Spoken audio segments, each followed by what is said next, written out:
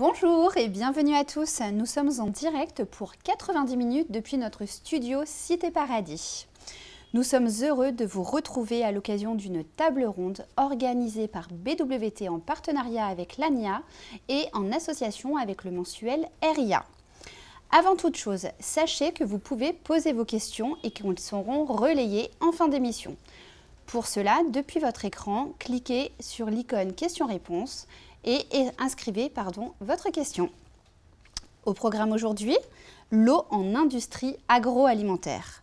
Un vaste sujet et pour cause, l'eau est incontournable dans vos process.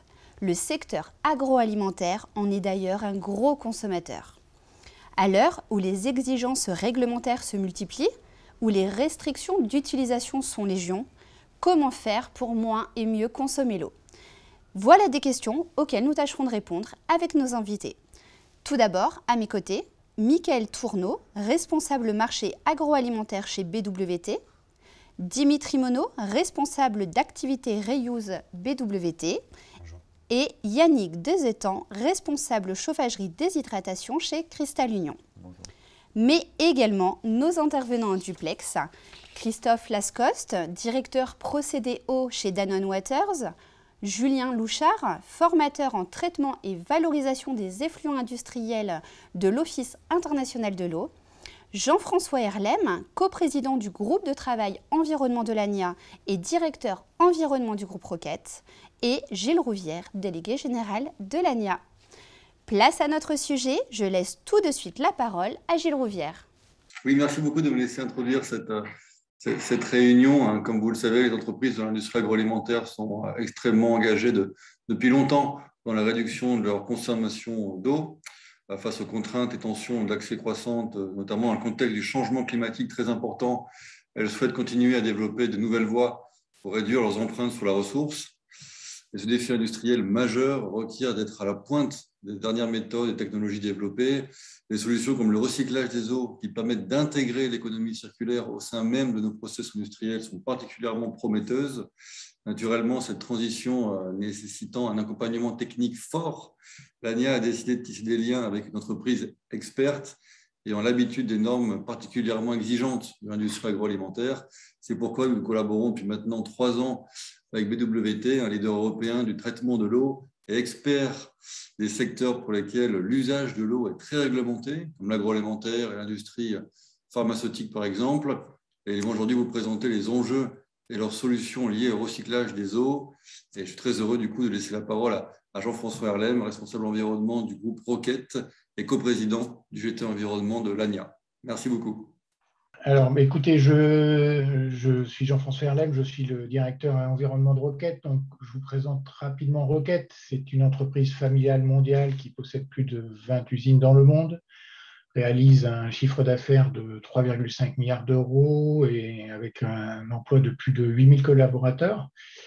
Roquette est un leader mondial des ingrédients d'origine végétale et un pionnier des protéines végétales. Et nos procédés amidonniers demandent d'énormes quantités d'eau. À titre d'exemple, en 2020, le groupe a utilisé plus de 70 millions de mètres cubes. Donc, vous voyez que l'enjeu est très important. L'enjeu, au-delà de Roquette, c'est un enjeu majeur pour les industries agroalimentaires. Il y a différentes contraintes, notamment, par exemple, le changement climatique qui nous oblige à repenser notre relation à cette ressource, réimaginer une industrie plus résiliente. Et puis, l'eau est présente à toutes les étapes de production, en tant que produit, elle peut l'être comme chez Volvic, par exemple, ou en tant qu'ingrédient, lors de la production, pour le lavage ou sous forme de vapeur, comme chez Cristal Union. Donc, voilà, on utilise l'eau dans nos procédés d'une manière très importante. Et les enjeux qui entourent cette consommation d'eau sont aussi diversifiés. D'abord, il y a les enjeux de conformité aux réglementations, tout ce qui est prélèvement, convention, rejet, les nouvelles règles, bref, qui touchent de nombreuses usines, les règles sanitaires, et qui s'appliquent dès le moment où on prélève l'eau et jusqu'au moment où on la rejette dans l'environnement. Ensuite, des enjeux de réduction de risques, qui soient à court terme comme les risques sanitaires ou juridiques, ou à plus long terme comme les risques d'approvisionnement, la concurrence sur l'approvisionnement sera aussi quelque chose qui va évoluer dans les années, et des risques d'image.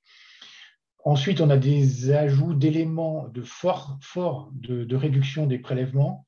On nous demande de plus en plus d'études technico-économiques. Les DREAL, alors je dirais un petit point d'humour, où les arrêtés sécheresse pleuvent.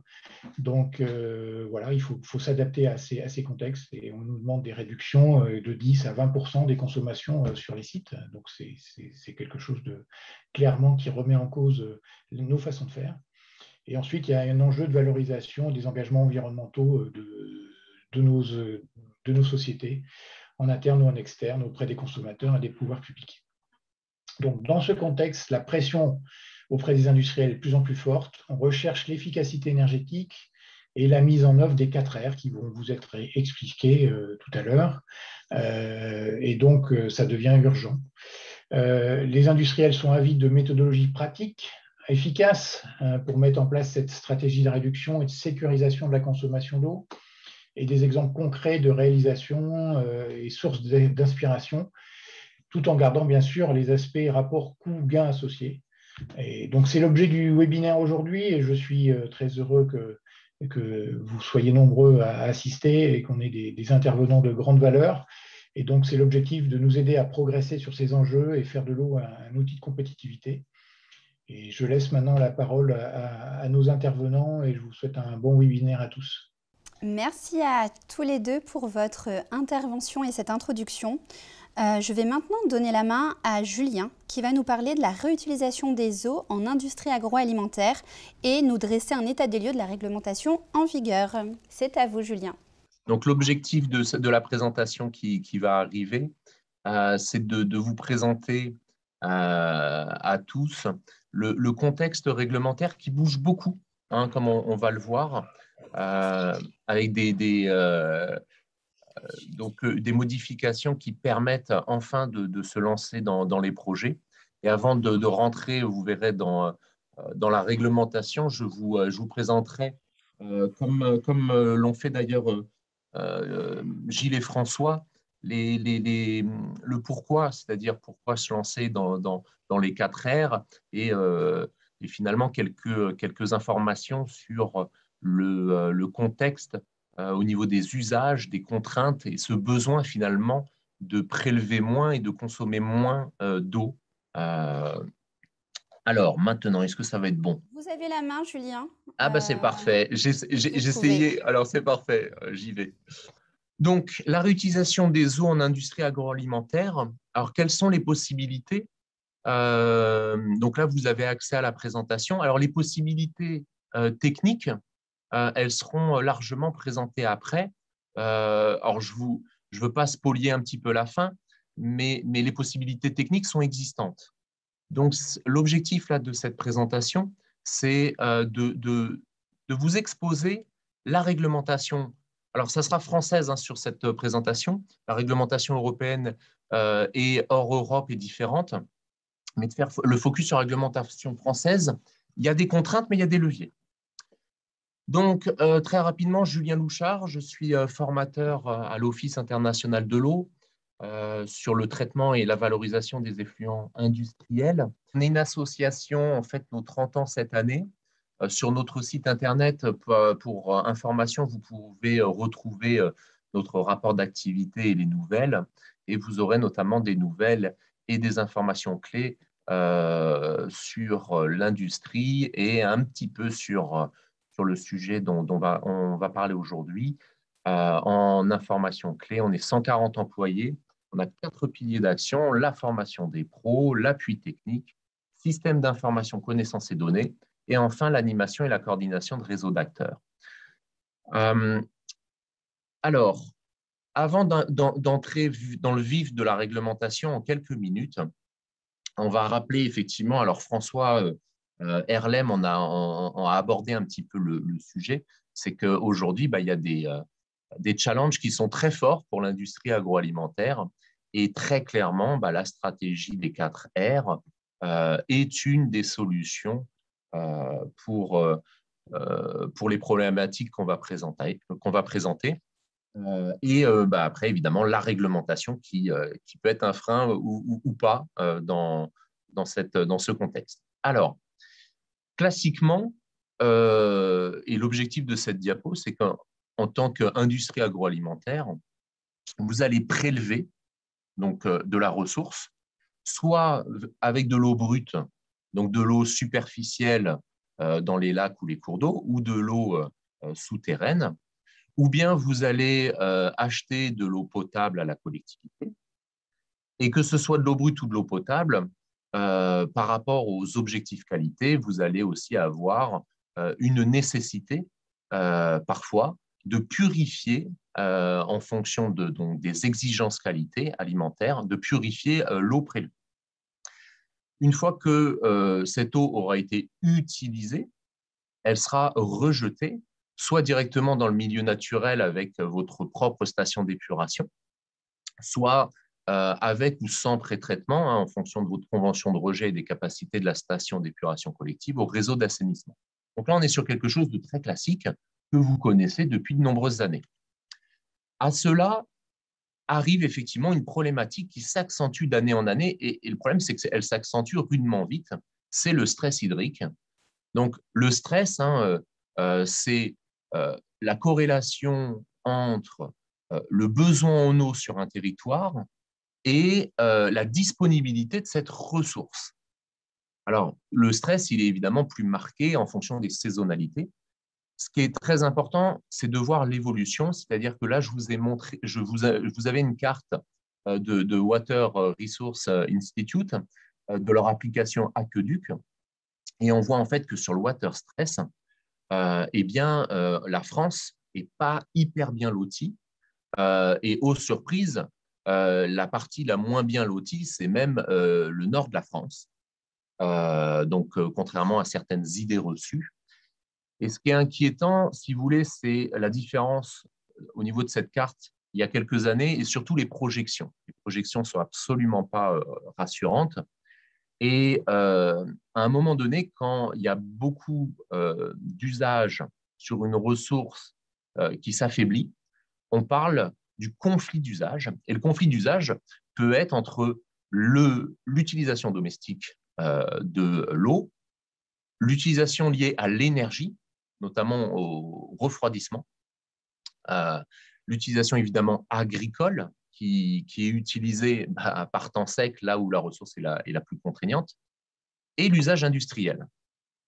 Alors, je ne vous cache pas que s'il y a conflit d'usage, il y aura des priorisations et malheureusement, pour vous, ce n'est pas l'industrie qui sera prioritaire. Donc, pour limiter et pour trouver une solution au niveau de ces conflits d'usage, je reprends l'exemple de Gilles tout à l'heure qui mentionnait une pluie d'arrêtés préfectoraux sécheresse. Et oui, les industriels vont être soumis à des arrêtés préfectoraux sécheresse en fonction de la situation. Je vous invite à regarder régulièrement le site ProPluvia, qui est un petit peu le Météo France, si vous voulez, des arrêtés de restriction d'eau. Donc, tous les jours, il est actualisé. Et là, je vous ai fait une capture écran de ProPluvia en 2019. Et vous voyez, c'est en octobre 2019, après très peu de pluie tout l'été. Et on arrive en fait en octobre à une crise intégrale, notamment en Limousin, et des restrictions qui ont été terribles. Et donc là, ce n'est pas du tout les 10 ou 20% de demande. Ça a été des restrictions jusqu'à vous arrêter de prélever au niveau des industriels. Donc, c'est un arrêt quasi total de l'activité. C'est totalement inédit. C'est une première. Et malheureusement, ça peut tendre à se répéter. Et donc, effectivement, vous avez eu les arrêtés préfectoraux sécheresse, l'arrêté complémentaire à votre arrêté d'enregistrement d'autorisation d'exploiter en tant qu'ICPE, et qui va vous mentionner en fait de faire une étude. Et en fonction de la gravité de la crise, si c'est une alerte, si c'est une alerte renforcée, intégrale, une alarme, une vigilance, va vous demander en fait de diminuer vos prélèvements d'un certain pourcentage, mais qui peut être extrêmement contraignant et donc qui peut, du jour au lendemain, parce que ce n'est pas attention dans 15 jours, il est lundi matin et vous avez ProPluvia qui vous indique une diminution de vos prélèvements de X% à appliquer dans des délais extrêmement brefs. Donc, par rapport à ça, il a fallu, si vous voulez, faire preuve. Une des solutions, c'est les 4 R qui seront présentées. Réduire à la source par des bonnes pratiques qu'on verra. Recycler, recycler, réutiliser au sein même de l'industrie. Et aussi la reuse, la réutilisation des eaux usées traitées en dehors du site industriel pour une irrigation agricole ou bien pour d'autres industriels, ce qui leur permettrait finalement, en tant qu'industriel, vous avez cette possibilité, contrairement à la diapo de tout à l'heure, de modifier finalement l'eau que vous prélevez par une autre ressource. Ça peut être la lutte contre les incendies, les recharges de nappes, la production d'eau potable, l'usage urbain, l'abreuvage de bétail. Là, je vous ai déroulé une liste, mais attention, la production d'eau potable, c'est, par exemple, c'est réglementairement pas possible en France, même si dans d'autres pays, c'est tout à fait envisageable et réglementé. Là, c'est la liste du champ des possibles avec la notion d'usage et la notion de technicité, avant d'aborder la problématique réglementaire. On peut même aller très loin, on peut tendre vers le zéro rejet liquide. Là, un exemple, depuis 2003, vous avez une ICPE dans cet exemple-là, qui est en zéro rejet liquide. Par contre, ce n'est pas une industrie agroalimentaire. Aujourd'hui, je n'ai pas à ma connaissance d'exemple d'industrie agroalimentaire en zéro rejet liquide, c'est-à-dire qu'ils prélèvent et ils consomment, mais c'est tellement abouti au niveau de leur fonctionnement du cycle de l'eau interne qu'il n'y a pas de rejet d'effluents. Donc, on aborde maintenant vraiment le sujet de la réglementation. Alors, là, je ne vous apprends rien. Vous, en tant qu'installation classée pour la protection de l'environnement, vous avez un arrêté qui est bien construit, qui est bien expliqué et que vous connaissez peut-être tout ou partie, voire par cœur. C'est l'arrêté du 2 février 1998, donc qui est relatif au prélèvement et à la consommation d'eau pour les ICPE soumises à autorisation. Et à la section 4 et à l'article 36 à 42, vous avez finalement, depuis 1998, une clarification sur la reuse épandage, où on vous détaille finalement quelles sont les règles d'épandage. Je vais vous donner un exemple. Je crois que le Cristal Union a été cité tout à l'heure. Un site qui a fermé depuis, mais c'est l'exemple qui est intéressant. Le site Bourdon, vous avez sur la photo le site industriel qui est à droite, et vous avez en fait la station d'épuration, et l'eau traitée est stockée dans des lagunes pendant 9 mois. Donc ça, c'est quand même une contrainte extrêmement forte, c'est le stockage. Pourquoi? C'est que la réutilisation par l'ASA de la plaine de Limagne ne peut se faire qu'au moment où il y a des besoins en eau pour l'irrigation, et donc c'est que sur une centaine de jours sur l'année. Donc ça, c'est une contrainte foncière qui est extrêmement prégnante par rapport à l'épandage aujourd'hui. Je vous invite notamment à aller tous vérifier et sur le site EDA ou AIDA Ineris, donc en fonction de votre régime et de votre secteur d'activité, pour l'activité agroalimentaire, vous allez avoir d'autres arrêtés que celui de 2 février 98. Vous avez un exemple, par exemple, transformation du lait. Concernant le régime de l'enregistrement, vous avez un arrêté spécifique et avec du détail sur les dispositions techniques en matière d'épandage. Donc, pour l'instant, on est loin des 4 R, on est vraiment sur l'épandage.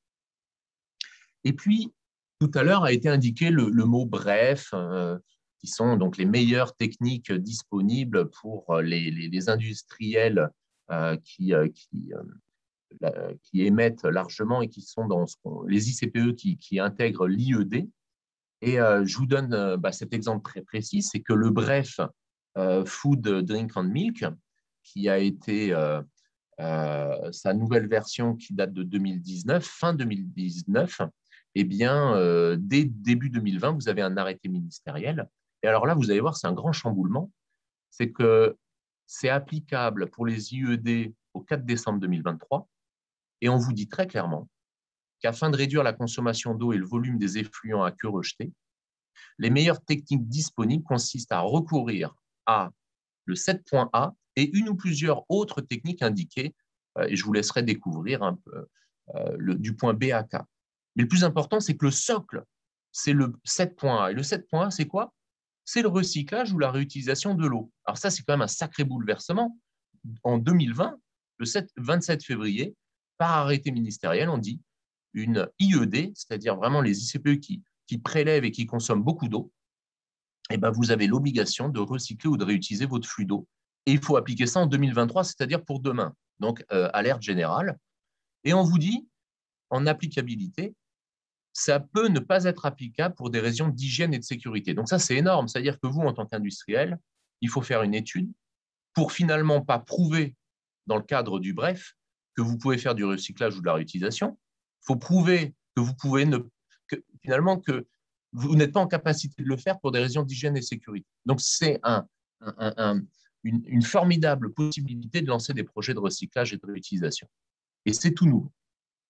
Alors, juste pour rappel, hein, s'il y en a qui se disent « mais je suis IED ou pas IED », évidemment, vous allez en tant que ICPE, vous allez sur le site georisque.gouv.fr et puis là, vous pouvez vérifier si vous êtes IED. Hein. Alors, pour information, sur près de 50 000 ICPE, enfin 40 000, pardon, ICPE à autorisation et enregistrement, vous avez près de 7 000 établissements qui sont classés IED, c'est des installations considérées comme potentiellement les plus polluantes. Et puis, il ne faut pas confondre IED et Seveso. Seveso, c'est vraiment lié à la dangerosité. Donc, on a scindé, si vous voulez, IED, Seveso. Alors, pour tous les industriels ICPE, que vous soyez IED ou non, il y a quelques années, on était sur un discours très différent. Je vous prends l'exemple de 2014. Eh bien, vous aviez un rapport de l'ANSES qui vous présentait qu'au niveau européen, effectivement, la tendance était vers le recyclage et la réutilisation des eaux, mais que le Code de la santé publique, hein, donc vraiment au niveau français, lui interdisait cette pratique. Et donc, en l'état de la réglementation, tous ces projets-là étaient déconseillés. Alors, c'est vrai que si on regarde le Code de la santé publique, jusqu'à janvier 2017, donc c'est-à-dire très récemment, il est clairement écrit que c'est interdit d'utiliser une eau finalement non conventionnelle, ce qu'on appelle dans notre jargon les eaux destinées à la consommation humaine, les EDCH.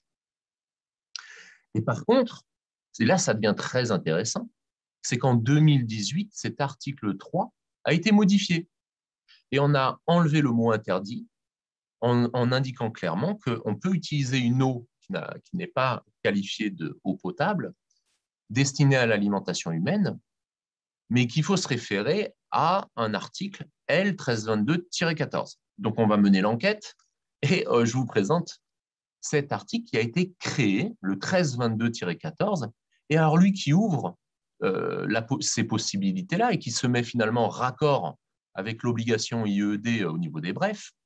Et globalement, là, on vous dit que c'est tout à fait possible de faire du recyclage ou de la reuse lorsque la qualité des eaux n'a aucune influence directe ou indirecte sur la santé de l'usager et sur la salubrité de la denrée alimentaire finale. C'est d'une logique absolue, pas de souci. Un décret en Conseil d'État détermine les modalités d'application des dispositions du présent chapitre. Et donc là, globalement, il faut aller voir le décret en Conseil d'État et il va vous expliquer la méthodologie, le mode op. C'est tout à l'heure, hein, on nous disait quelle est la bonne méthodologie à pratiquer. Le problème, et là je vais faire un peu de déception, ce décret, il est toujours pas paru. Il n'est toujours pas paru et je crains que sa date de parution ne soit pas imminente, loin de là. Et globalement, si on se renseigne au niveau du ministère de la Transition écologique, au ministère de la Santé, la demande, c'est plutôt que des projets industriels ambitieux, puisqu'aujourd'hui, on n'interdit plus de faire du recyclage ou de la reuse en industrie agroalimentaire, mais on ne donne pas non plus les clés méthodologiques. On demande aux industriels de réaliser des projets ambitieux et c'est finalement eux qui vont permettre d'écrire le futur décret. Hein. On peut imaginer que ça soit ça. Alors, des exemples, c'est en train d'arriver. il y en a plusieurs, hein, ce ne sera pas exhaustif. Il y a le premier projet de zéro rejet liquide en industrie agroalimentaire, qui est un des partenaires de ce projet, c'est l'Office international de l'eau. Donc, premier zéro rejet liquide en projet et drivé au niveau Europe, avec notamment l'entreprise Monin à Bourges. Donc ça, c'est une première grande nouveauté, c'est-à-dire il n'y a pas plus compliqué finalement, donc ça ouvre la porte à beaucoup d'autres projets. Vous avez notamment un projet de reuse ici, à nouveau, dans les DOM. Et l'objectif, si vous voulez, c'est d'utiliser les filtres plantés de roseaux et que l'eau usée traitée serve en irrigation et en fertirrigation pour la culture de bananes. Et on voit aussi qu'il y a des appels à projets très clairement, puisqu'aujourd'hui, je le redis, hein, c'est un peu la conclusion. La réglementation est largement ouverte, mais la méthodologie n'est pas existante, il faut l'écrire. Et donc, vous avez des projets et des demandes d'appel à projets qui fleurissent. Vous avez par exemple le projet ECO, économie circulaire dans l'eau, qui est porté par les régions et les agences de l'eau. Et donc, ma conclusion, si vous voulez, c'est que la stratégie des 4 R qui vous sera largement présentée après, réduire, réutiliser, recycler, la reuse, c'est clairement le moment, avec des impératifs. Vous voyez, pour les IED, c'est 2023, donc c'est demain. Donc, il faut aller, c'est vraiment le moment d'y aller. Des aides existent. Vous êtes très clairement dans le 11e programme de l'Agence de l'eau. Les régions portent les projets. Donc, il y a un risque, hein, il y a un risque puisque la méthodologie n'est pas écrite. Et pour porter, pour réduire ce risque, vous avez des aides.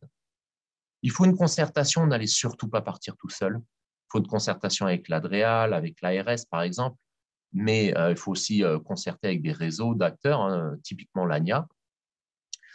Et il y a un consortium à trouver, c'est-à-dire qu'il faut, dans ce genre de projet, hein, les projets que je vous ai très rapidement présentés juste avant, l'industriel, il ne part pas tout seul.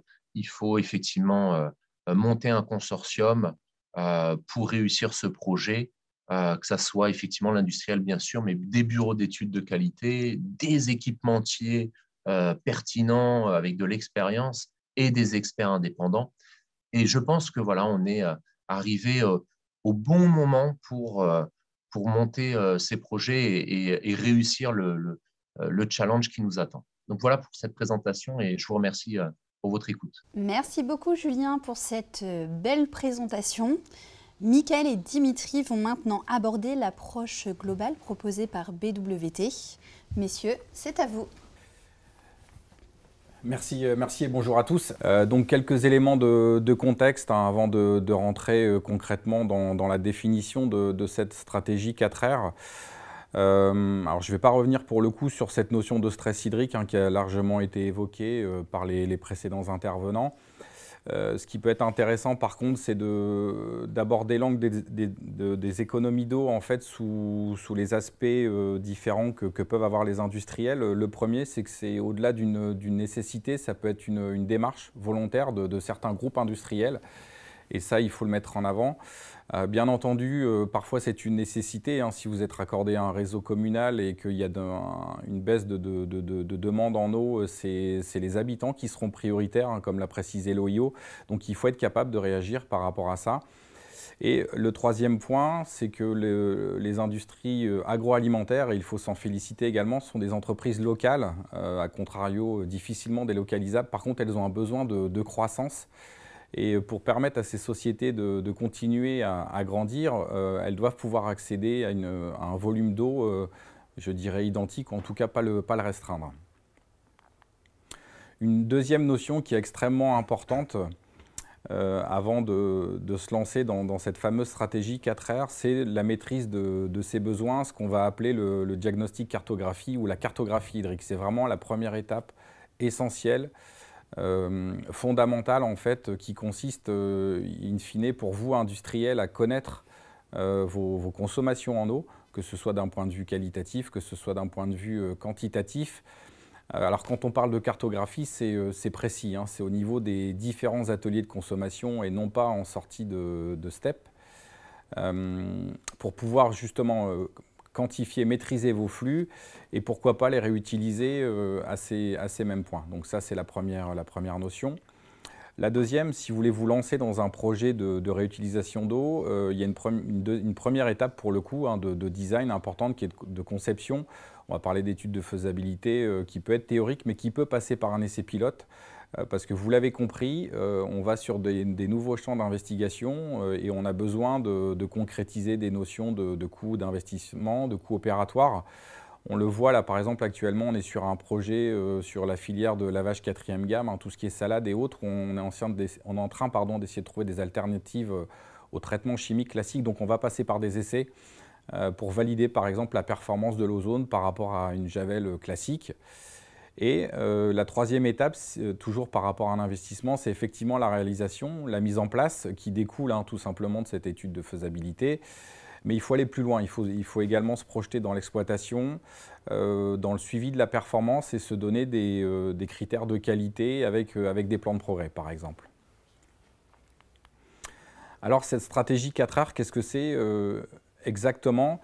Elle se décompose donc en 4 approches qui sont progressives et l'idée est de les faire les unes après les autres ou inversement ne pas commencer par la réhute avant d'avoir abordé le réduire par exemple. Donc le réduire, c'est, vous le verrez, on a quelques exemples, c'est soit dans le design des équipements, soit dans l'aspect comportemental aussi des opérateurs, avoir des bonnes pratiques. Ensuite, on va arriver sur le réutiliser. Donc là, l'idée, c'est d'aller d'un point A à un point B en termes de process, réutiliser cette eau sans la traiter. Donc il y a des exemples très concrets qui peuvent être des eaux de rinçage qui deviennent des eaux de lavage, qui peuvent être pour le coup en traitement d'eau, d'utiliser des concentrats d'osmose pour faire des régénérations de filtres. Donc voilà quelques exemples et on va y revenir. Le troisième R, en fait, c'est recycler. On est toujours au sein de l'usine et on va appliquer pour le coup un traitement sur cette eau pour lui donner une qualité d'eau différente. En général, quand on parle de recycler, en fait, on utilise cette eau à des fins d'eau utilité. Donc eau d'utilité, c'est chaudière vapeur, tour aéro. Et vous le verrez, hein, Dimitri va développer le propos, mais on est plutôt sur des traitements dits chimiques plutôt que des installations en termes d'équipement assez complexes. Et le dernier volet, on est au niveau de la station d'épuration, comme l'a présenté Julien. On est donc en sortie d'usine et là on va retraiter cette eau pour soit la réutiliser en interne dans l'usine ou alors la mettre à disposition comme pour de l'épandage ou à d'autres fins, à des industriels de proximité, voire la collectivité. Donc voilà comment se décompose la stratégie 4R avec un niveau de complexité, je dirais, qui augmente au fur et à mesure qu'on avance. Donc il est vraiment important de procéder par étapes et d'essayer de démarrer par le réduire et ainsi de suite. Quelques exemples justement pour illustrer cette première étape. Donc si on fait un focus sur le traitement d'eau, vous le verrez au niveau des équipements, il y a des solutions qui sont possibles et aujourd'hui on ne peut plus envisager un investissement, enfin l'acquisition de matériel sous l'angle unique de l'investissement. Il faut penser également performance.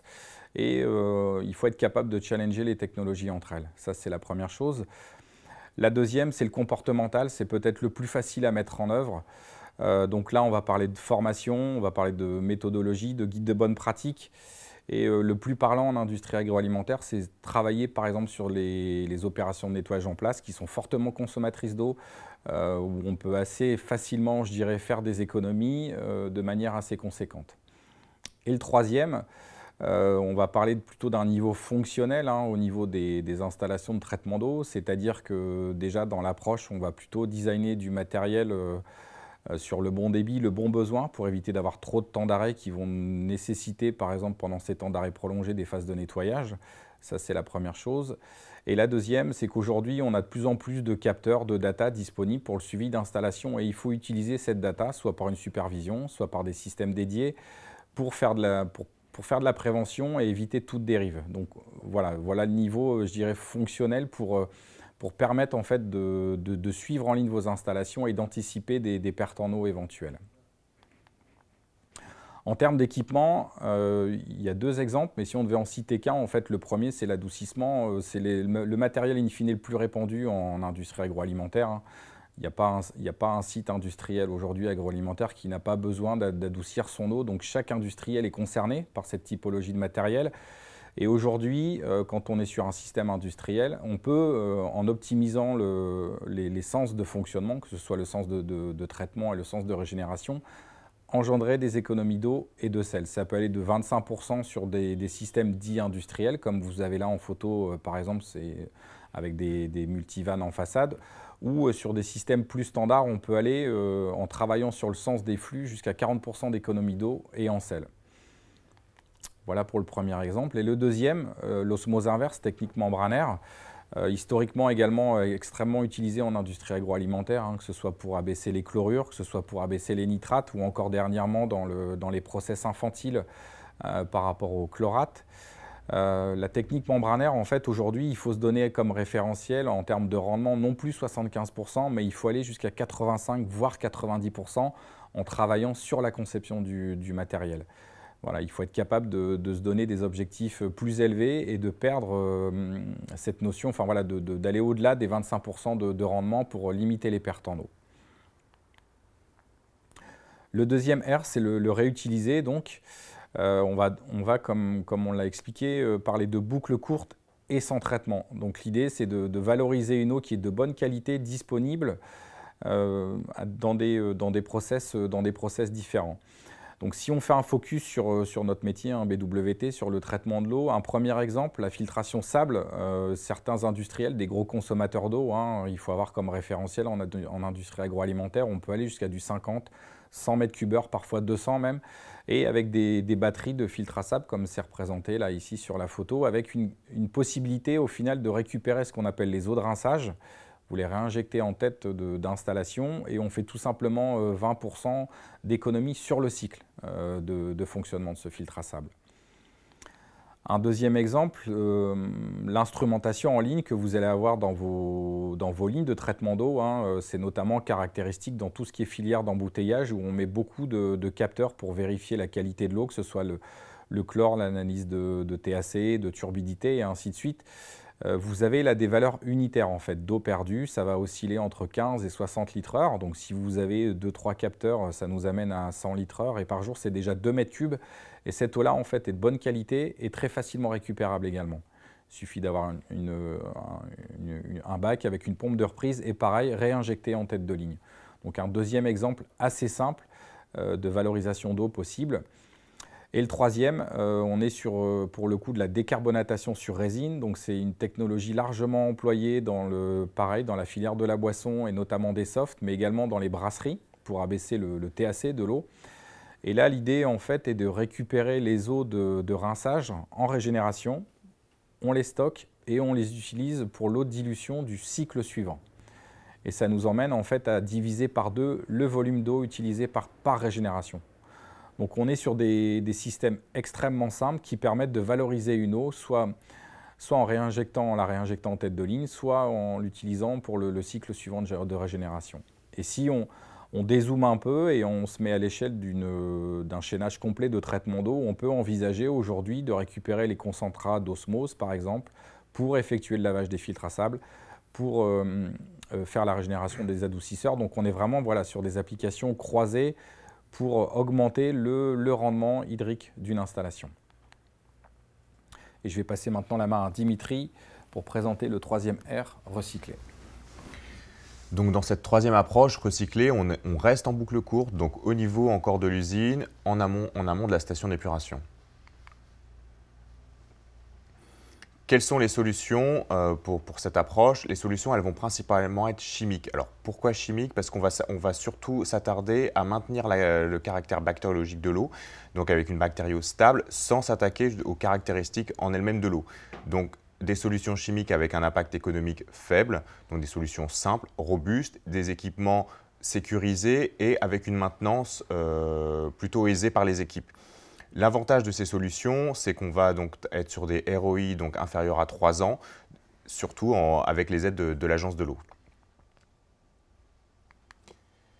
Quelles technologies, quand on recycle l'eau sur la base d'une configuration plutôt chimique, elles sont nombreuses et elles vont dépendre notamment de l'expérience de l'industriel et de la technologie qui peut être disponible sur le site.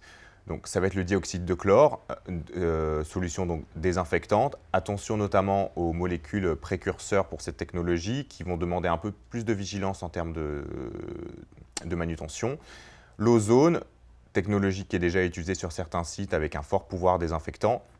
Enfin, attention notamment à l'aspect investissement qui peut être un peu plus important que les autres technologies chimiques de désinfection. On a également l'UV qui est aujourd'hui utilisé après une filtration sable notamment pour son côté bactéricide. Attention à la rémanence de cette solution. Encore une fois, on va être sur, contrairement aux autres solutions chimiques, on a peu de rémanence, sauf si on la couple avec un procédé donc, de peroxyde, notamment une solution chimique qu'on verra tout à l'heure. Et enfin, une solution EcoEmix. Donc, l'EcoEmix, c'est une solution d'électrolyse de sel qui va nous permettre d'avoir une solution fraîche, désinfectante, disponible pour l'industriel.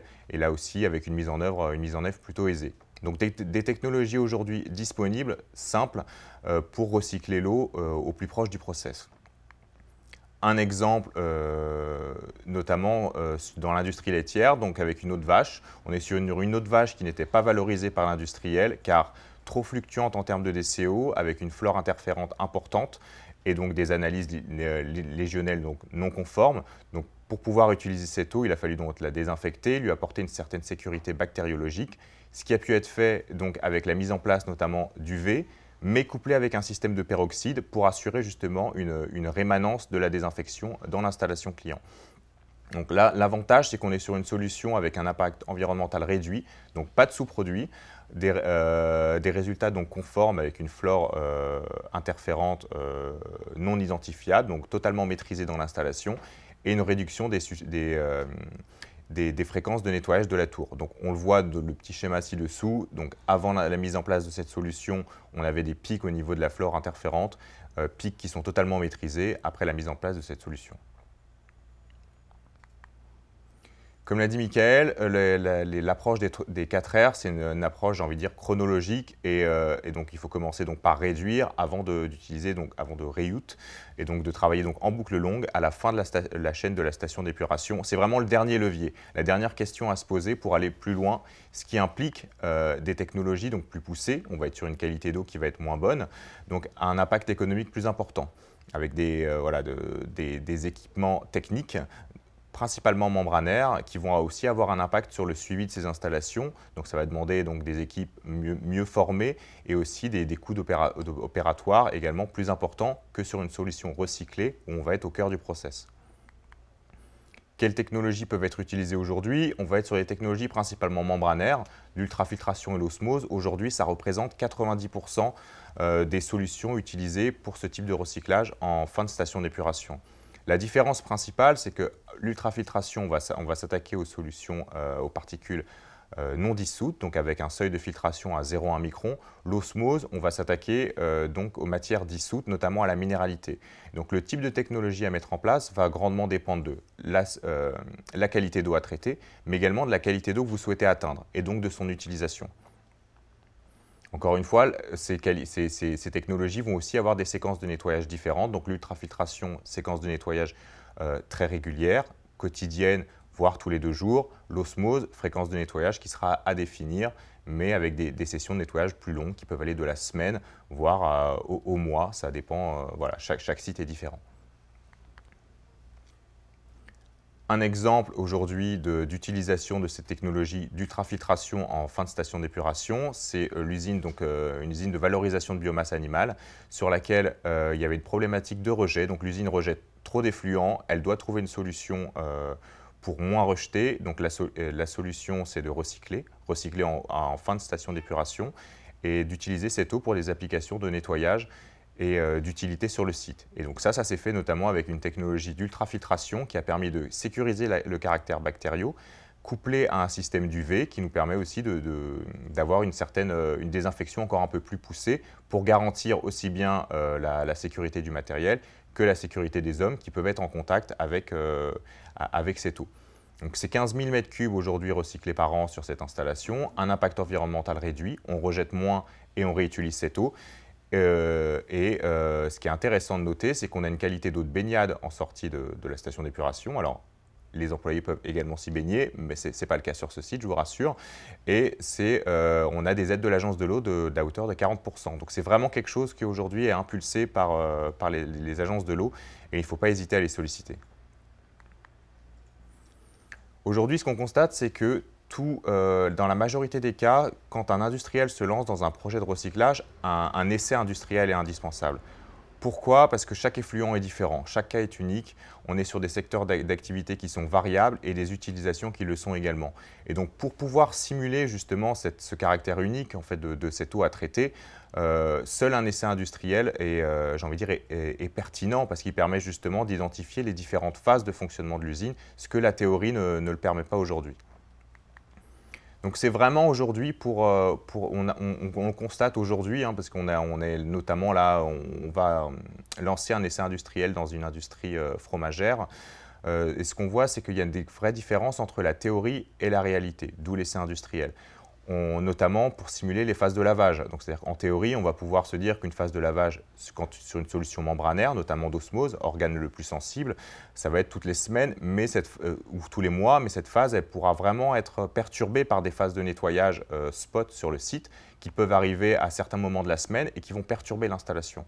La perturber aussi bien en termes de design, en termes de séquence de nettoyage, et ça va impacter donc l'installation finale et donc le rendement et ainsi que la qualité d'eau. Et donc tous ces éléments-là, aujourd'hui, on ne peut pas les simuler de manière théorique et c'est pour ça que l'empirique et le passage par un essai industriel est indispensable.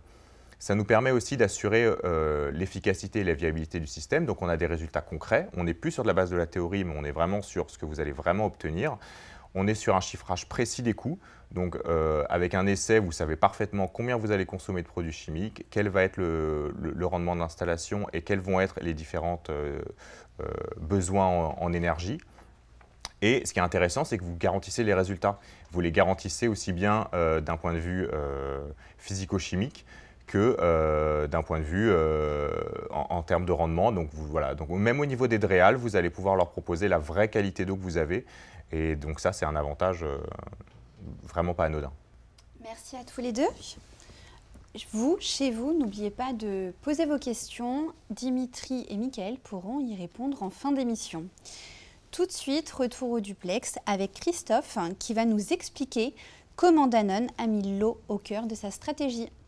L'eau au cœur de la stratégie de Danone, ce que je peux vous proposer, c'est déjà de vous parler de la politique de l'eau chez Danone qui a été publiée en juin 2020, qui est accessible en ligne et qui repose sur 3 piliers. Un premier pilier qui consiste à préserver les ressources en eau dans l'agriculture, puisque c'est notre pourvoyeur de matières premières pour nos produits finis, mais également dans les bassins versants où nos sites de production sont situés. Le second pilier consiste à repenser la circularité dans et autour de nos usines, avec principalement 3 engagements. Le premier qui est une politique 3R dans l'ensemble de nos sites, 100% de nos sites industriels. Le second, d'avoir une seconde vie pour l'eau propre rejetée par les sites et avec 100% de seconde vie dans les zones à fort stress hydrique. Et dans ces mêmes zones, de réduire la consommation d'eau de 50% entre 2015 et 2030. Le troisième et dernier pilier consiste à donner accès à l'eau potable pour les personnes et les communautés les plus vulnérables. Pourquoi est-ce qu'on est convaincu du bénéfice de la stratégie 3R qui est devenue une stratégie 4R aujourd'hui? Parce que cette stratégie, on l'a initiée il y a 20 ans dans la quasi-totalité des sites de Danone Eau, ce qui représente aujourd'hui 86 usines dans le monde. Et cette stratégie 3R, elle a permis d'atteindre une réduction de 5% par an de l'ensemble des pertes en eau de ces 86 sites. Si on prend comme référence en 2000 un 100%, on a atteint en 2020, donc 20 ans plus tard, une réduction de 61% de cette consommation d'eau. Et cette année 2021, nous allons la terminer avec 64% de réduction, donc quasiment les 2/3 par référence à l'année 2000. La méthode utilisée pour ces approches 3R est systématiquement une cartographie des consommations d'eau, surtout des quantités, mesurer les débits d'eau entrant, sortant et la qualité en différents points de l'usine, puis de mettre au point un plan d'action ad hoc basé sur les bonnes pratiques existantes. Et enfin, d'établir un ou deux indicateurs de performance qui seront animés avec une fréquence mensuelle et éventuellement, dans certains cas, hebdomadaire. La stratégie 4R, on insiste pour qu'elle soit exécutée avec l'ordre dont je pense déjà Michael et Dimitri ont parlé, c'est-à-dire commencer par réduire, réutiliser avant de recycler et de faire du reuse, pour différentes raisons, parce que réduire et réutiliser, c'est changer l'état d'esprit des utilisateurs d'eau sur nos sites de production. Et c'est très important pour s'inscrire dans un programme long d'économie d'eau et de gestion durable de l'eau. Et en plus, par expérience, on sait que les actions de réduction et de réutilisation, souvent, ont un impact très important au regard de l'investissement requis. On peut aller au-delà, bien sûr, mais les actions de recyclage et de réutilisation seront beaucoup mieux dimensionnées et beaucoup plus matures selon que les sites auront déjà réduit et réutilisé, puisque ces actions de réduction et de réutilisation vont changer, concentrer les effluents, en tout cas les modifier. Et c'est pourquoi les deux derniers R doivent, d'après nous, être conduits après avoir conduit les deux premiers. Le quatrième R qui consiste au reuse, on insiste pour que son exutoire ne soit pas simplement interne. Il peut être interne, bien sûr, au site de production, mais il peut être aussi externe. Pourquoi? Parce qu'on estime que nos voisins, les différents utilisateurs sur un même bassin versant de l'eau, vont pouvoir utiliser cette eau parfois et donc réduire leur propre empreinte eau grâce à ce partenariat. Le premier exemple que je partage avec vous est un exemple de réduction et de réutilisation que l'on tire de l'Indonésie, où nous avons, comme partout dans le monde, la division eau a une grosse majorité, en tout cas plus de la moitié de ses volumes produits en bonbonnes de 20 litres et recyclables. Ces bonbonnes sont remplies, donc vous en voyez un exemple à gauche, sont remplies, envoyées sur le marché. Une fois consommées, elles sont collectées, retournées sur nos sites de production où elles sont désinfectées, nettoyées d'abord, désinfectées, puis soutirées à nouveau avant d'être expédiées sur le marché. Et donc, l'opération de lavage est critique. Ces bonbonnes, donc, vous voyez, passent par un premier système de pré-lavage de l'extérieur des bonbonnes avant d'entrer dans une laveuse, dont vous avez un exemple ici, puis être soutirées, enfin re-remplies à nouveau. Vous voyez en haut à droite de l'eau de rinçage, qui va être une eau ingrédient, qui va arriver pour faire le rinçage final de la bonbonne avant qu'elle ne sorte de la laveuse. Et cette eau va cascader dans la machine avant d'arriver au stade de pré-lavage. Et historiquement, cette eau était rejetée au sol ou aux égouts. On a décidé de la réutiliser de manière systématique dans les systèmes de pré-lavage. Et c'est une économie de 1 à 3 mètres cubeurs par ligne de lavage sur nos sites de production. Donc, c'est un exemple de réutilisation. L'exemple de réduction associée, c'est un travail de co-design que nous avons fait dans un programme que nous appelons en interne EcoWash, qui consiste à travailler avec nos fournisseurs de machines de lavage différents concepts, notamment le concept de la cascade d'eau dont je vous ai parlé, le concept des pressions adaptées à chaque étape de lavage des jugs, le concept de pulser l'eau et non pas d'avoir des jets continus d'eau, ce qui s'avère parfois plus efficace et en tout cas beaucoup moins vorace en eau.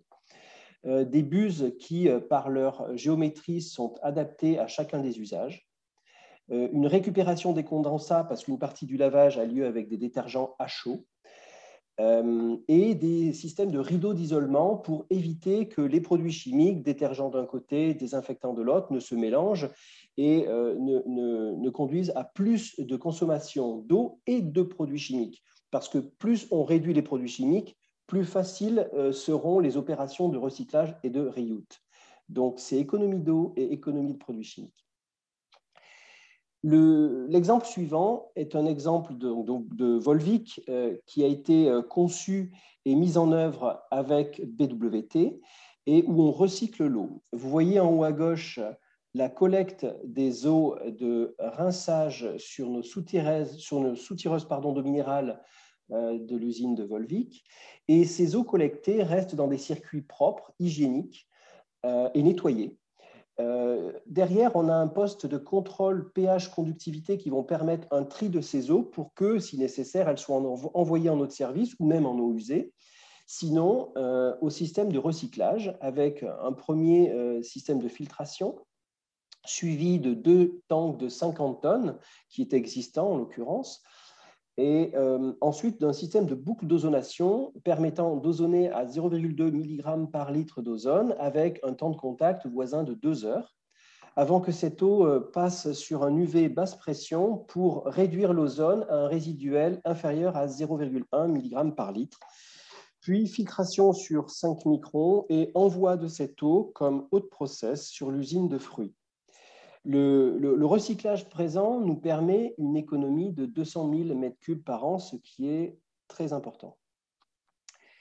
L'exemple suivant est tiré de notre expérience en Chine, où nous avons 6 usines de production de boissons Maizen, dont vous avez le logo, et qui utilisent donc l'eau municipale ou de l'eau profonde, mais c'est très souvent aujourd'hui de l'eau municipale. Vous la voyez arriver à gauche. Cette eau brute arrive dans un bloc, on va dire, de production, avec tout un tas de process dans lequel les opérations de réduction, réutilisation, recyclage ont déjà été conduites pendant des années.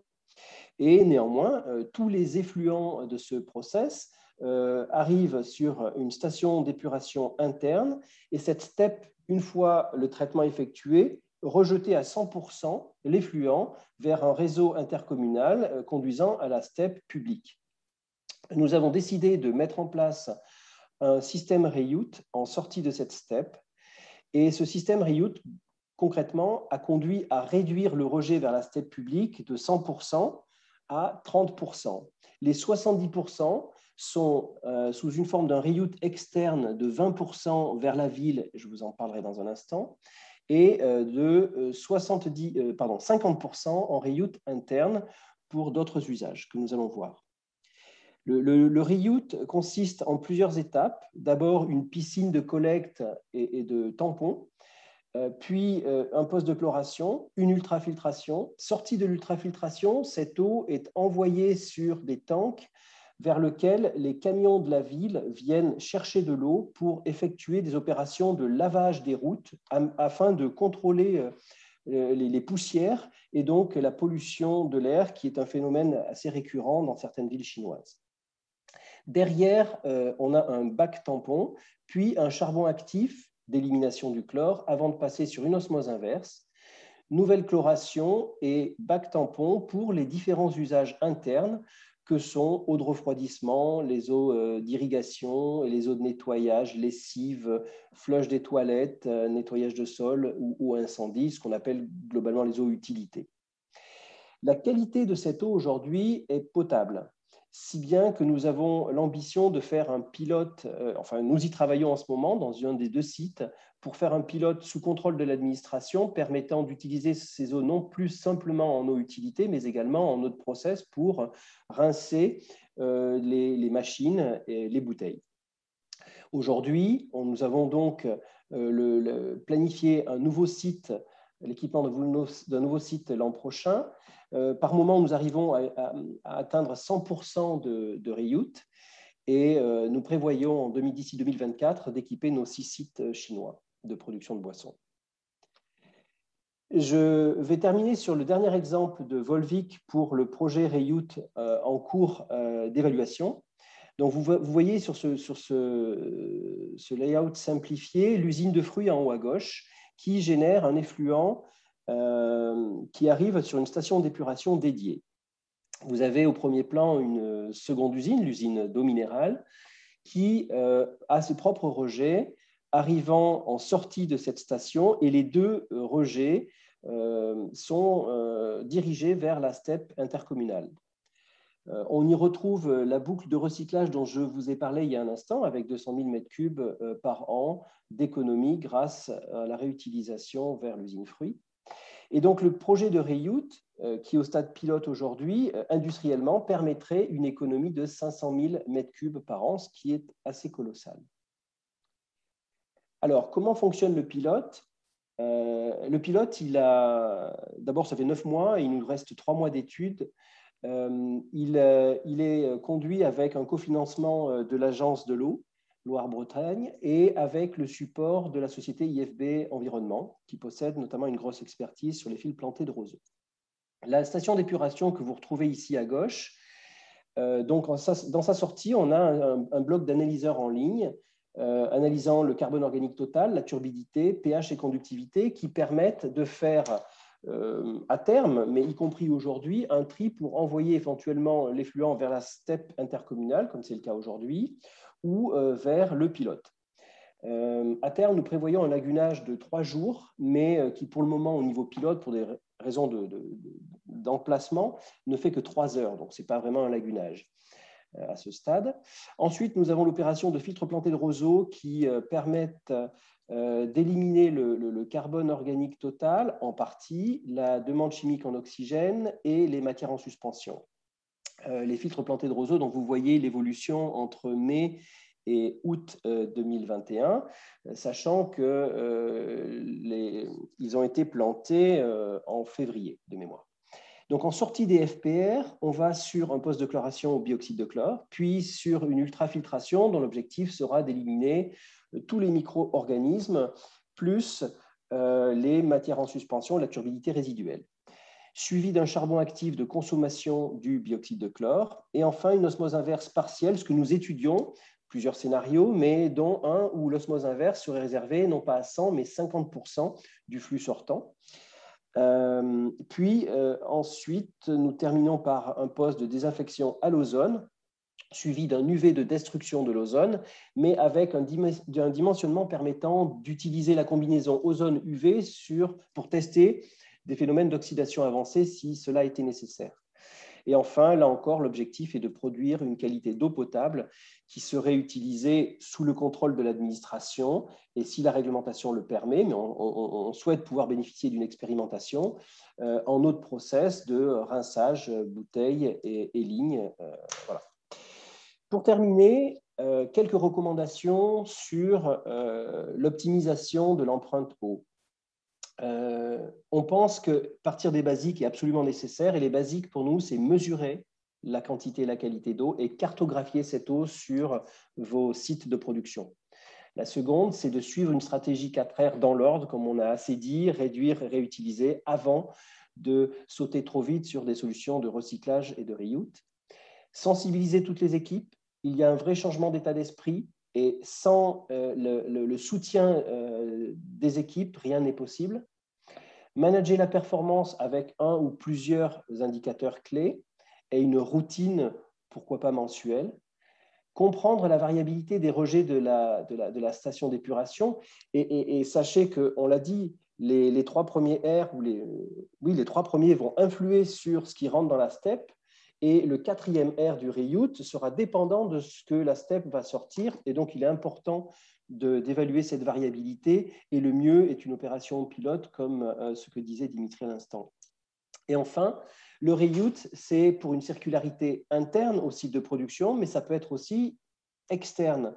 Et je finirai avec ces 2-3 photos qui, ici, sur la partie haute, montrent un cas en Argentine où une de nos usines sortie de reuse envoie cette eau sur une plantation d'arbres pour irriguer ces arbres qui sont à croissance très rapide et avec lesquels il est prévu de faire du bois de palette de transport des productions. Ici, on a un exemple de sociétés mexicaines qui viennent collecter l'effluent sorti de stations d'épuration pour le traiter elles-mêmes et l'offrir comme eau ou le vendre à d'autres utilisateurs d'eau en proximité.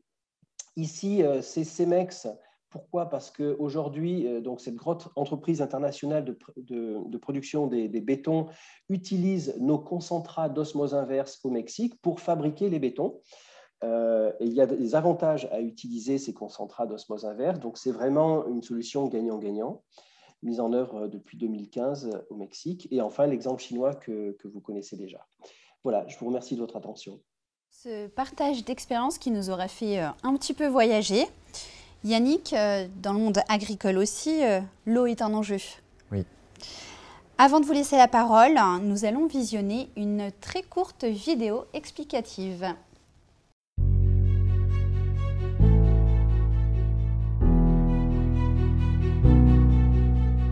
Je m'appelle Michel Mangion, je suis le directeur RSE du groupe Cristal Union. Je suis Yannick Desétangs, je suis le responsable de la chaufferie de la sucrerie de Bazancourt. Cristal Union, c'est une coopérative qui appartient à ses 9000 adhérents et nous récoltons les 13 millions de tonnes de betteraves de nos adhérents pour en extraire le sucre et produire du sucre en poudre ou le transformer en alcool traditionnel ou biocarburant, bioéthanol. La caractéristique de la betterave, c'est qu'elle contient déjà beaucoup d'eau. Et très rapidement, il y a à peu près une dizaine d'années, on a décidé de lancer une démarche pour arrêter de consommer l'eau dans le milieu naturel et utiliser cette eau contenue dans les betteraves. On utilise l'eau sur toutes les phases de processus de la sucrerie. Au fil du procédé, certes, on a besoin d'eau au début pour laver la betterave et extraire le sucre, mais ensuite on va retirer cette eau pour cristalliser le sucre. Et ça va produire énormément d'eau. De fait, une sucrerie, la première production d'une sucrerie, c'est sa production d'eau. Pour évaporer cette eau qui est contenue dans le sirop, on a besoin de réchauffer cette eau et on utilise de la vapeur. L'intérêt, c'est vraiment qu'on ait une eau pure au maximum afin de pouvoir générer une vapeur à haute pression et très haute température. Là, on a besoin d'une eau quasiment de qualité de distillée. On parle d'eau distillée. Et c'est là où on investit dans des installations de type de celles que BWT propose. BWT nous accompagne afin de réduire notre consommation d'eau sur l'environnement. Nous collaborons avec BWT depuis 2009. La première phase fut l'installation de 2 lignes d'osmoseur inverse et d'un concentrateur, afin de récupérer 50% des retentats des deux producteurs. On a réussi à retraiter cette eau-là et à en réutiliser la moitié. Ensuite, nous avons souhaité reprendre plus d'eau de bassin afin de la rendre apte à notre processus. Du coup, on a installé en 2014 un skid de filtration et on a passé sur 2 lignes d'ultrafiltration à 1 micron en amont des 2 lignes d'osmose inverse qui nous permettent à ce jour de retraiter l'eau des bassins pendant toute la phase d'intercampagne et de la rendre propre, utilisable sur notre processus de vapeur. Nous avons réussi à retraiter environ 400 000 m3 par an d'eau de betterave stockée dans nos bassins et réutilisée dans notre process sucrier ou avec nos collaborateurs en distillation. Les points forts de la collaboration avec BWT, c'est une sérénité, une réactivité. On sait qu'ils interviennent à chaque appel.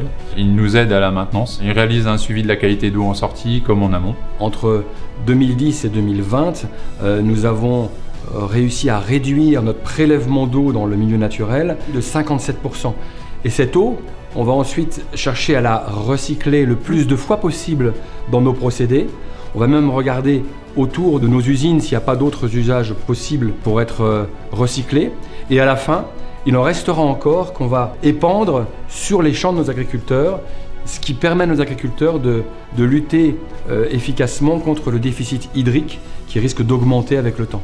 Aujourd'hui, notre ambition principale tourne autour de la limitation de l'augmentation de la température de la planète à moins de 2 degrés. Et on se réfère à la plateforme SBTI. Pour atteindre cet objectif, ça nous oblige bien sûr à travailler sur nos consommations d'énergie, mais aussi sur nos émissions de gaz à effet de serre. Et la consommation d'eau vient en bonus par rapport à cet engagement. On s'est engagé à réduire encore de 20% notre consommation d'eau dans le milieu naturel. Alors Yannick, pouvez-vous nous réexpliquer très brièvement quelles étaient à la base les problématiques auxquelles vous deviez faire face?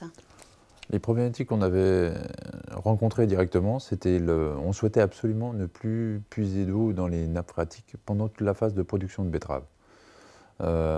Et on savait qu'on avait des énormes quantités d'eau à stocker dans nos bassins qui étaient issues de la betterave. L'intérêt, c'était de réussir à transformer cette eau et la rendre utilisable sur notre processus de fabrication de vapeur. Et c'est de la vapeur à très haute pression, on est à 45 bars de pression et 425 degrés. Donc la pureté de l'eau à l'entrée est très importante. Donc on l'a vu justement dans cette vidéo, je vais y revenir, mais pouvez-vous nous donner du coup les solutions que Cristal Union a mis en place? En 2009, avec BWT, nous avons installé un système de 2 producteurs d'osmose et d'un concentrateur afin d'augmenter le rendement des 2 producteurs.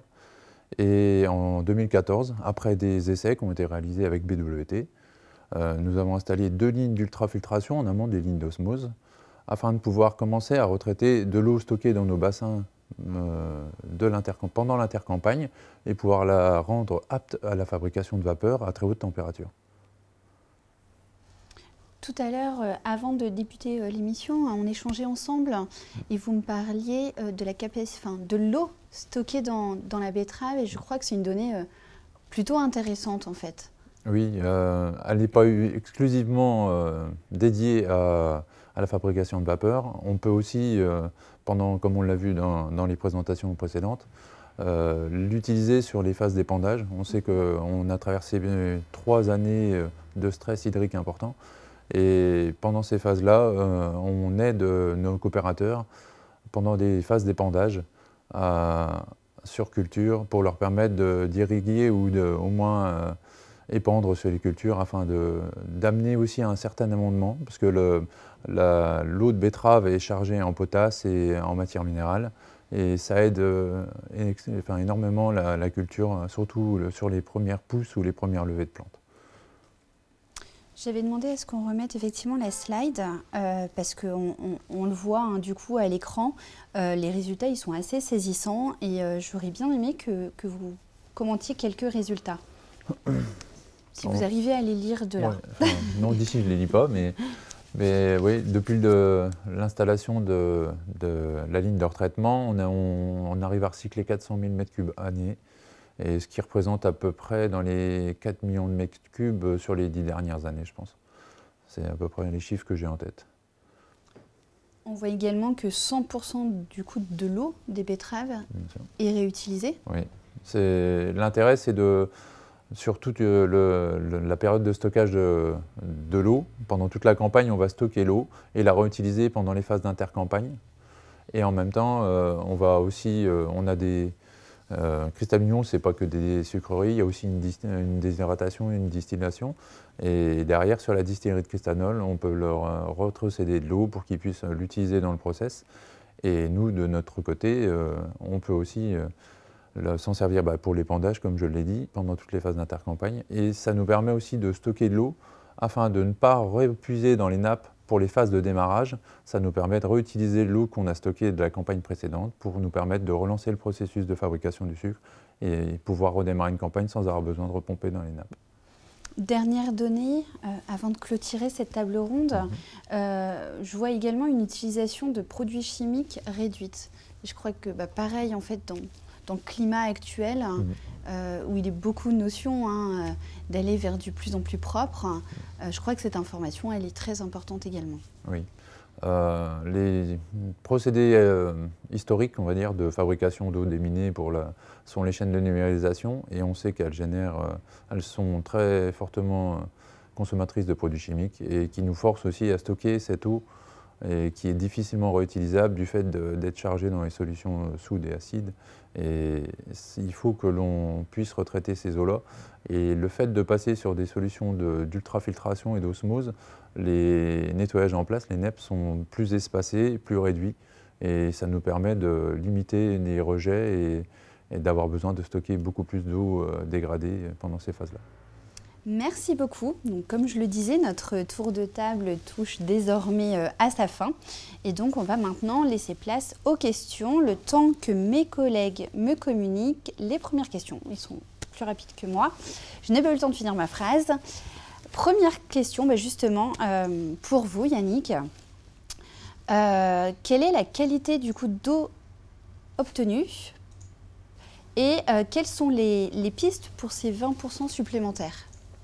La qualité d'eau obtenue suite au process qu'on a mis en place avec BWT en 2014, c'est qu'on a une qualité d'eau qui est apte à la fabrication de vapeur de 45 bars et 425 degrés.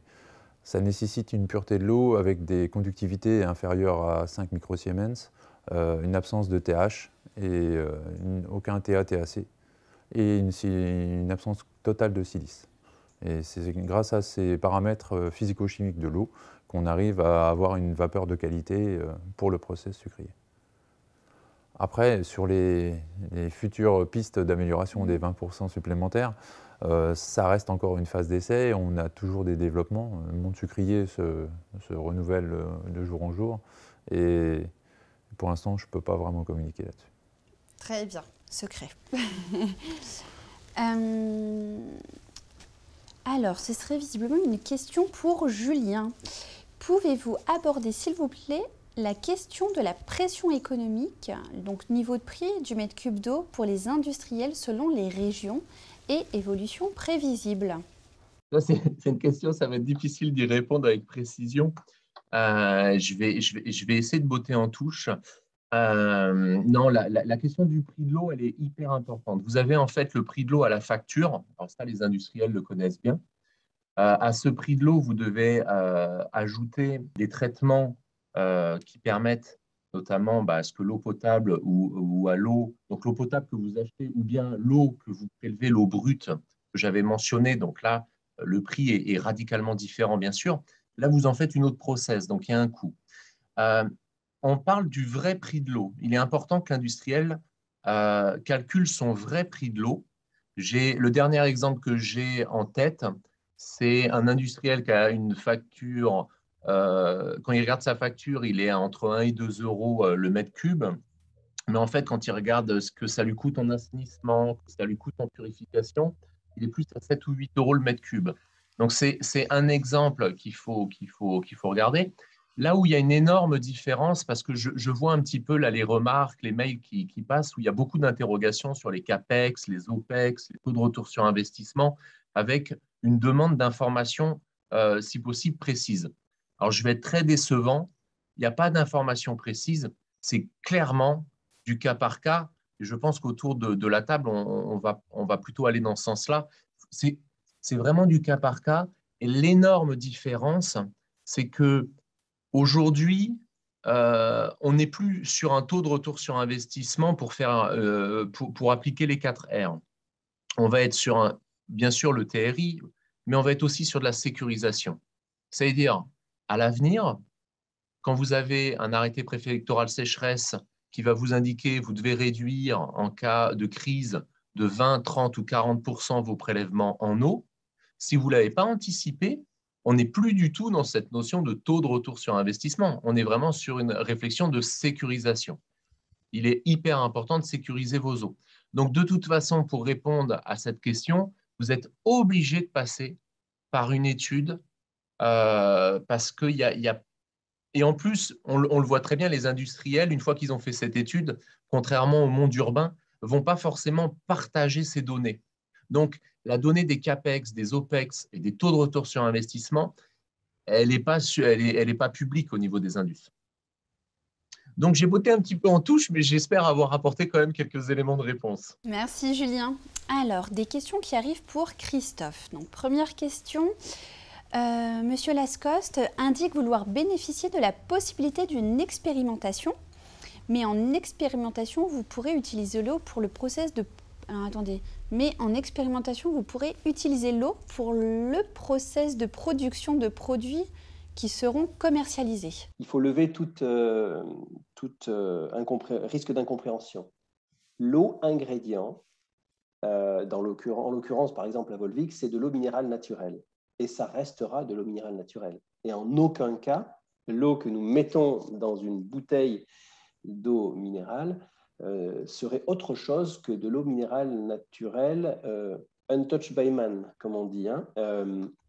Donc, on travaille à la protection de nos ressources en eau et c'est bien cette eau que nous embouteillons, rien d'autre.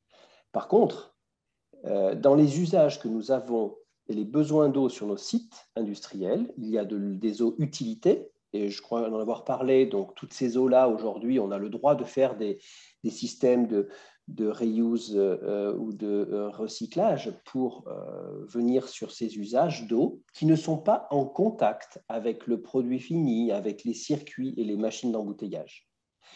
Si demain la réglementation évoluait, nous aurions la possibilité d'utiliser une eau de reuse, par exemple, pour en faire une eau processée, qui est donc une eau de qualité potable, et c'est une condition sine qua non, qualifiée en permanence avec tout un tas de monitoring que nous maîtrisons parfaitement aujourd'hui, pour être utilisée dans les opérations de nettoyage en place des circuits, mais en aucune façon devenir de l'eau ingrédient.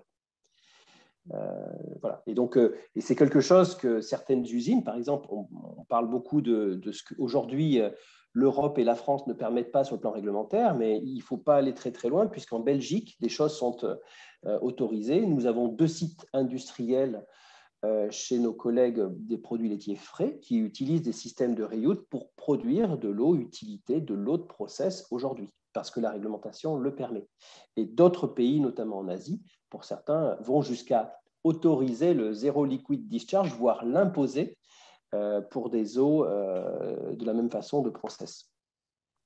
Mais ce n'est pas le cas à Volvic parce que à la fois la réglementation l'interdit et puis en plus on ne parle pas des mêmes choses. L'eau minérale naturelle ne sera jamais recyclée pour devenir de l'eau minérale naturelle sur un site. Le recyclage, c'est les volcans qui le font et ça prend des années et on n'a pas aujourd'hui envie de changer cela. Nous, on conserve un modèle qui fonctionne très bien. Merci beaucoup. Question pour BWT. Les procédés de reuse sont très coûteux. Il faut que le gain soit significatif et le temps de retour sur investissement réduit pour passer ces projets en CAPEX. Lequel de vous deux répond? Alors, je vais prendre la parole. Oui, c'est vrai. C'est vrai qu'aujourd'hui, les projets de reuse, notamment en fin de sortie de station d'épuration, sont des projets coûteux. Aujourd'hui, on ne va pas être sur des projets avec un ROI inférieur à 3 ans, ce que souhaite la majorité des industriels. Par contre, aujourd'hui, comme l'a dit Julien, c'est une nécessité. C'est-à-dire que le retour sur investissement, ce n'est plus la question. On est vraiment dans un droit, dans une recherche de droit à produire, j'ai envie de dire, pour l'industriel. C'est-à-dire que si le reuse ne se fait pas, les lignes de production, elles vont être arrêtées parce qu'au bout d'un moment, les DREAL, elles imposent des restrictions. Et ces restrictions, il faut les tenir pour continuer une activité. Donc on est vraiment dans une, j'ai envie de dire, c'est vraiment un changement de paradigme. On n'est plus dans cette logique de faire des économies en recyclant de l'eau, mais plutôt de maintenir la production industrielle.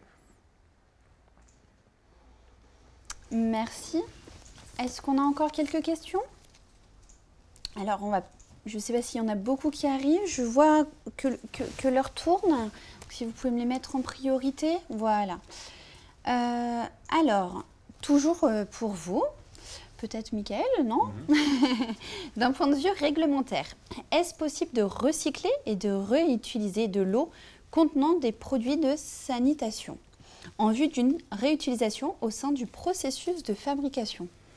Alors, la question, je pense bien la comprendre, et pour répondre de manière précise, on peut aujourd'hui recycler des eaux de NEP, ou on peut recycler les eaux qui sont utilisées comme précurseurs pour préparer ces fameuses installations de nettoyage en place. Mais par contre, on ne pourra pas aller au-delà dans le processus de réutilisation pour aller sur d'autres applications, notamment quand je vois process de fabrication, il faut être extrêmement précis, c'est-à-dire dès qu'on va parler de contact alimentaire, sans aller jusqu'à la notion d'eau ingrédient, aujourd'hui, ce n'est, comme l'a précisé l'OIO, on est dans une zone d'ombre et la position est plutôt de dire ce n'est pas autorisé. Voilà. Mais par contre, effectivement, il existe des solutions pour recycler les eaux, toujours avec cette notion d'eau-utilité. Une autre question pour Christophe.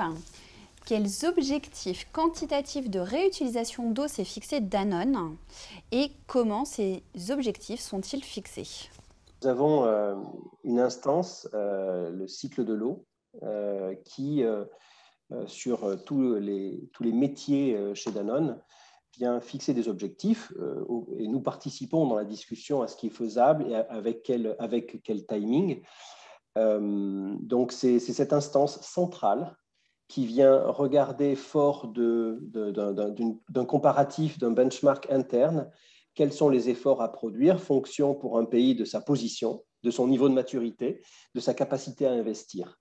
Mais tous les sites, sans exception, ont obligation de progresser. J'ai donné quelques chiffres, mais je peux en citer un. Donc en 2000, nous étions à l'échelle de la division eau, donc pour reprendre à périmètre constant 86 usines, nous étions à 0,77 litres d'eau consommée par litre de produits finis vendus. Aujourd'hui, à l'échelle de cette même division et donc de ces 86 usines, nous sommes inférieurs à 0,28 litres d'eau consommée par litre produit, incluant toutes les eaux des toilettes, des cantines, des eaux de process, de nettoyage, de rinçage. Donc voilà, et ça, c'est un objectif qui nous permet, et je l'ai dit, c'est 5% de réduction par an. Ça veut dire que l'an prochain, l'objectif sera fixé en tenant compte de cette capacité et donc d'avoir, on va dire, entre 2, 3, 4, 5, parfois 6 ou 7% de plus par site. Donc les objectifs sont déterminés par site avec le regard des équipes centrales sur ce qu'il est possible de faire et ainsi une planification à 1, 2, 3 ans, puis avec une vision long terme à 5 ans ou même 10 ans, des efforts à continuer de faire pour chacun des sites. J'espère que j'ai été clair. Autre question, en quoi le pilote vous a-t-il été utile? Donc le pilote, c'était pour Christophe également? Non?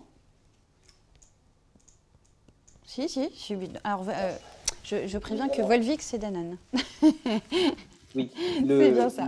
Le pilote est nécessaire parce que chaque site peut avoir des spécificités, et je le vois au travers de certaines questions, liées donc à l'ensemble des activités de nettoyage, de désinfection, et on peut caractériser par des paramètres globaux un effluent, mais pour autant, rien ne remplacera le fait d'éprouver les technologies et de comprendre si une ultrafiltration, un filtre planté de roseau, une osmose inverse subissent les impacts liés à la variabilité d'un effluent. Et pour appréhender la variabilité sur toutes les possibilités, rien ne vaut une expérimentation, ce que nous avons fait à Volvic avec un pilote de 1 mètre cube par heure. Donc, je recommande effectivement d'avoir un minimum de tests, notamment sur les phases amont. S'il y a des choses que je pense vraiment important de tester, c'est tout le traitement de départ de la filière reuse. Mais si on peut d'aller sur la totalité de la filière, pas forcément pour aller jusqu'à un coût en euros au mètre cube, mais au moins une capacité à traiter, des choix d'options. Je vais prendre des exemples. Est-ce que c'est de la filtration sur sable? Est-ce que c'est de la bioremédiation? Est-ce que c'est du lagunage? Et de combien? Est-ce que c'est une ultrafiltration avec une technologie, ce qu'on appelle in to out ou out to in? Quel type de membrane? Quel choix de nettoyage et quelle fréquence de nettoyage? Toutes ces choses qui, pour des non-experts, peuvent être des détails, mais qui, dans l'exécution, permettent de faire une installation qui sera performante ou pas. Merci beaucoup. Une toute dernière question. Je vois qu'il y en a encore pas mal qui tombent, mais malheureusement, on ne pourra pas à cet instant répondre à tout le monde. Dernière question pour BWT. Quels sont les niveaux d'aide de l'Agence de l'eau pour faire le reuse?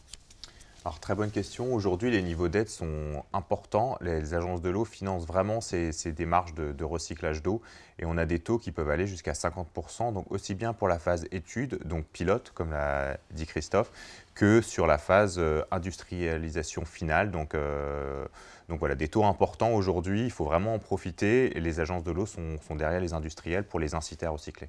Merci. Nous voici arrivés au terme de notre émission. Nous espérons que vous y aurez trouvé des pistes pour moins et mieux utiliser l'eau au quotidien dans le cadre de votre activité. Des solutions dédiées existent et les résultats sont très satisfaisants. Un lien de replay vous sera communiqué par mail pour revisionner cet échange. Je remercie chaleureusement l'ensemble de nos intervenants pour leur participation. Belle journée à tous!